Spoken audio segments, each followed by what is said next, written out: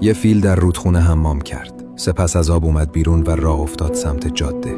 نزدیک پل که رسید دید یه خوک گلی از روبرو داره میاد. فیل بدون گفتن چیزی رفت کنار تا خوک بتونه عبور کنه. سپس به مسیر خودش ادامه داد.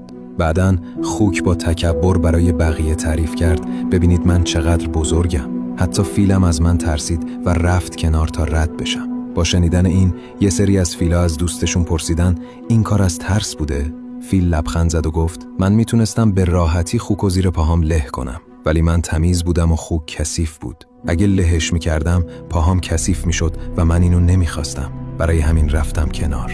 درس داستان: یه آدم عاقل از ارتباط با آدمای منفی دوری میکنه، نه از ترس، بلکه چون میخواد خودش آلوده نشه.